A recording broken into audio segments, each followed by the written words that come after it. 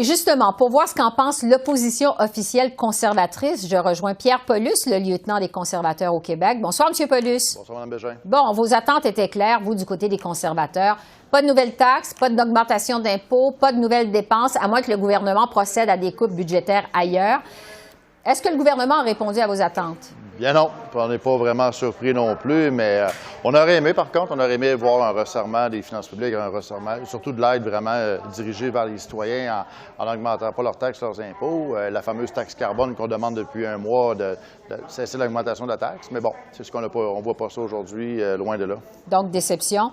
Bien, absolument. Écoutez, les libéraux font des spins politiques souvent en essayant de faire croire que nous, les conservateurs, on voudrait couper, mais ce qu'on veut, c'est surtout contrôler les dépenses, surtout les dépenses qui ont totalement inutiles, qui ont été faites les dernières années, qui causent des problèmes. Oui, bon. Je vais vous entendre sur la nouvelle taxe sur le rachat d'actions des sociétés. Vous, les conservateurs aussi, vous ne voulez pas de nouvelle taxe, mais celle-là, quand même, elle est pour rendre les entreprises plus compétitives.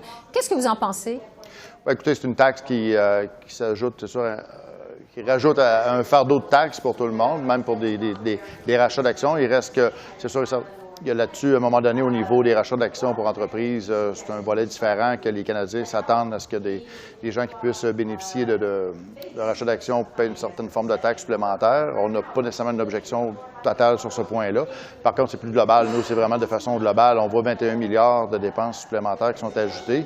Et surtout, lorsque le gouvernement annonce qu'ils ont plus de revenus, ce qu'on voit, c'est que c'est des revenus qui ont été créés, supplémentaires qui ont été créés à cause de l'inflation. Donc, les gens payent plus de taxes, payent plus sur les achats. Donc, ce qui fait que ça fait monter les revenus du gouvernement, entre autres, et c'est ça qui est problématique pour nous. Oui.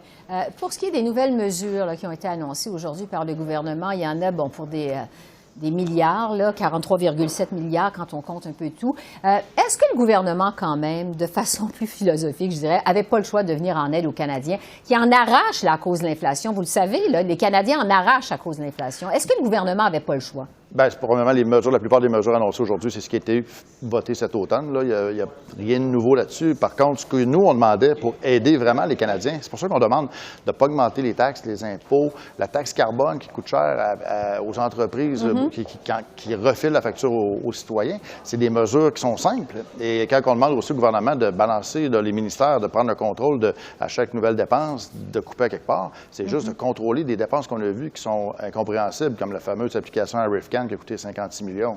D'où c'est que ça sort? 12 millions à l'Obla pour acheter des frigidaires alors que la compagnie fait des dizaines, des centaines de millions de profits.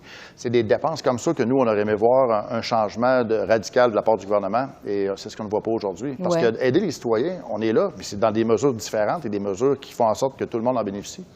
Oui. Je veux vous entendre sur le déficit. Les prévisions sont meilleures que ce qui avait été anticipé lors du dernier budget.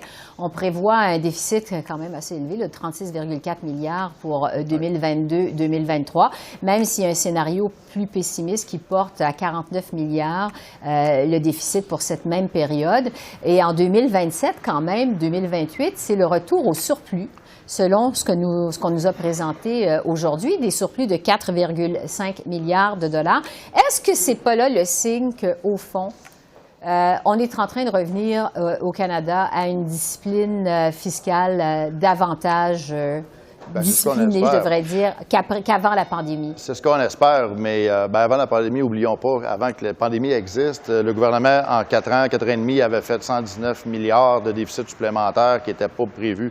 Donc, pour la gestion financière, on a toujours un doute quand on parle du gouvernement libéral. Ce qu'on voit actuellement, un déficit moins élevé que prévu. Par contre, comme je disais tantôt, c'est que c'est basé sur des revenus supplémentaires qui est créé par l'inflation. Donc, une forme de bulle artificielle là-dedans, et c'est les contribuables, les entreprises qui paient ces taxes-là supplémentaires créées par l'inflation, qui font en sorte que là, le gouvernement est content de dire « Ah, ben j'ai plus de revenus, ça va bien », mais les citoyens ont tous payé pour ce nouveau revenu-là, qui techniquement n'aurait pas été là. Ouais. Pierre Paulus, lieutenant des conservateurs au Québec, merci beaucoup. Merci Mme Bégin. Au revoir. Au revoir.